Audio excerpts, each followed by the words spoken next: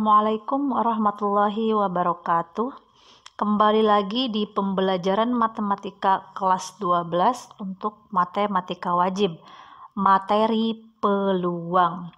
Kalau kemarin kita sudah membahas ruang sampel, titik sampel, maka hari ini kita akan belajar bagaimana menentukan peluang suatu kejadian.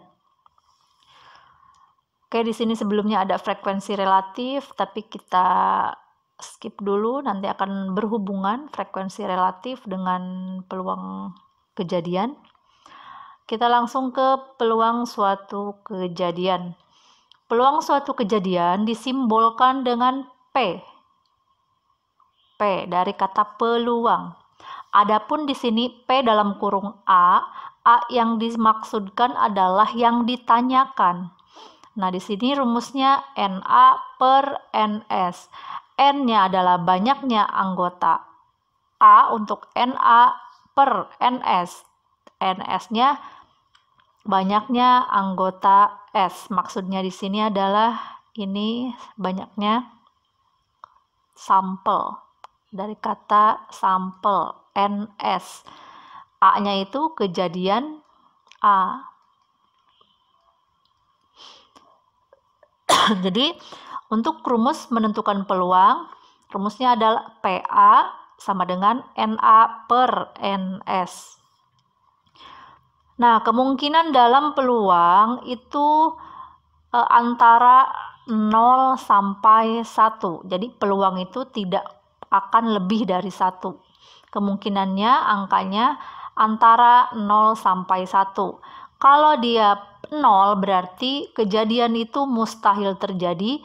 Kalau peluangnya 1 artinya kejadian itu pasti terjadi. Ingat ya. Sini. Nilai suatu peluang tidak akan lebih dari 1. Oke, kita langsung ke contoh soal. Tentukan peluang kejadian munculnya angka prima pada pelemparan sebuah dadu. Dadu itu satu buah dadu ya. Berarti NS-nya ada berapa? 6. Dari mana 6? Titik pada dadu kan ada 6. 1, 2, 3, 4, 5, 6. Nih, S-nya 1, 2, 3, 4, 5, 6. Maka ada 6. NS. N itu banyaknya anggota S. Ada 6. Kemudian yang ditanyakan di sini angka prima. Berarti ini adalah A-nya. Si A. Angka prima dari sini ada berapa? Angka prima itu angka yang hanya bisa dibagi oleh apa yo angka prima? Oleh 1 dan dirinya sendiri. Berarti angka prima itu 2, 3, 5. Nah, sekarang NA-nya banyaknya anggota A ada berapa? 1, 2, 3. Ada 3. Berarti peluang kejadian A rumusnya adalah NA per NS. NA-nya 3, NS-nya 6. 3 per 6. Bisa dikecilkan, sama-sama dibagi 3. Hasilnya 1 per 2. 1 per 2 itu berapa? Setengah. Ini tuh 0,5. Nah, tadi peluang kejadian itu angkanya berkisar antara 0. Ini kan peluang kejadian A. Angkanya gini. Nah, antara 0 sampai 1. 0,5 itu kan antara 0 dan 1.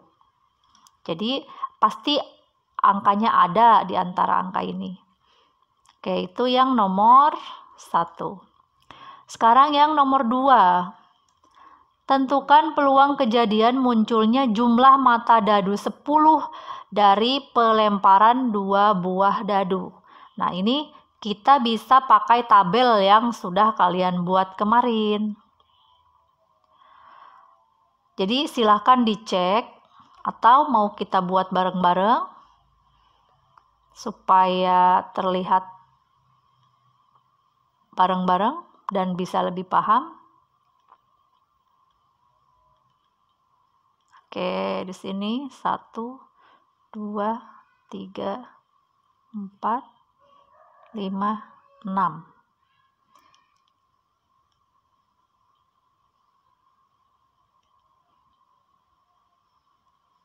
Oh, kurang rapi ya. Ini dadu pertama, ini dadu kedua. Atau kita simbolkan AB aja ya, biar nggak bingung banyak angkanya. Dadu pertama A, dadu kedua B. Ini kalau kita rapikan satu-satu, kemudian di sini boleh 21, 31, 41, 51, 61. Di sini berarti 1, 2, ini 1, 3, 1, 4. Oke. Nah, ini teman-teman sudah bisa semua kemarin Ibu cek.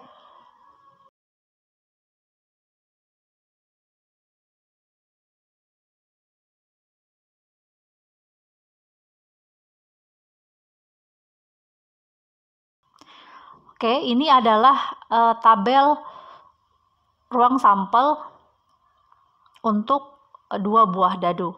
Nah, pertanyaannya sekarang, tentukan jumlah mata dadu 10. Jumlah mata dadu 10, artinya jika keduanya dijumlahkan hasilnya 10. Mana yang hasilnya 10 kalau dijumlahkan? Itu ada 5, 5, kemudian ada 6, 4, dan 4, 6. Selebihnya akan kurang. 6 tambah 3, 9. Ini 9, ini 9, 9. Nah, di sini ruang sampelnya kemarin sudah kita ketahui bersama bahwa ruang sampel untuk 2 buah dadu ada banyaknya sampel, ada 36 NS. Nah, sekarang A-nya ada berapa? Titiknya ada 6, 4, kemudian ada 5, 5, kemudian ada 4, 6. Sehingga banyaknya anggota A ada 3. 1, 2, 3. Ada 3. Berarti peluang kejadian munculnya mata dadu berjumlah 10 rumusnya NA per NS. NA-nya 3, NS-nya 36. Kita perkecil boleh? Boleh, berarti sama-sama dibagi 3. 1 per 12. 1 per 12 itu nanti hasilnya 0, sekian-sekian. Berarti tetap ada di antara 0 dan 1. Nah, di sini ada triknya. Jadi ketika kalian melihat soal, jangan langsung ke mata dadu 10 misalkan. Ya nggak ada mata dadu 10 di sini ya. Pasti di sini ada jumlah mata dadu berapa. Karena yang ditanya jumlah, maka dadu pertama dan dadu kedua dijumlahkan. Nah, yang jumlahnya 10 di sini dari kotak ini yang jumlahnya 36 hanya ada 3 titik, yaitu titik 6,4, 5,5 dan 4,6. Nah, nanti langsung masuk ke rumusnya bahwa peluang A sama dengan NA per NS. Tinggal dimasukin angkanya, nanti dapat hasilnya sekian. Ada frekuensi harapan.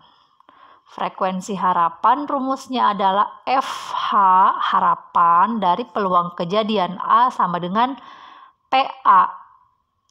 Peluang kejadian A dikali N. N di sini adalah banyaknya percobaan. Nah, nyambung ke ini frekuensi relatif. Banyaknya percobaan.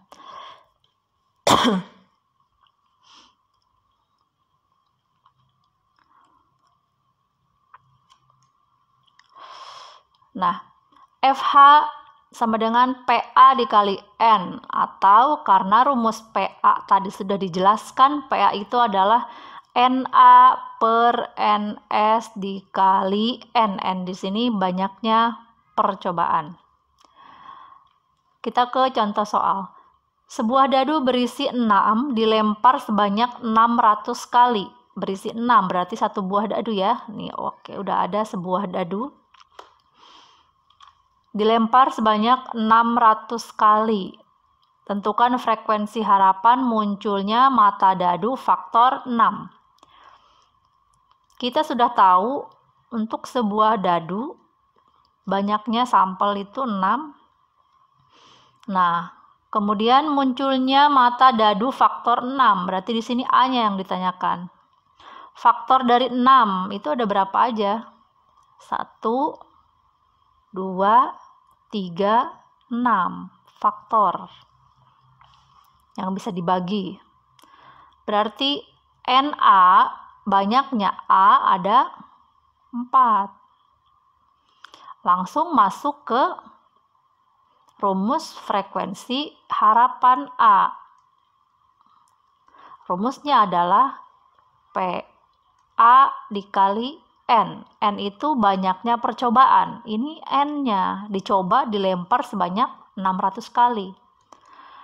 Peluang kejadian A rumusnya NA per NS. N-nya tetap ditulis. NA-nya 4, NS-nya 6 dikali 600. Sampai sini 600 dibagi 6 hasilnya 100. 100 dikali 4 sama dengan 400.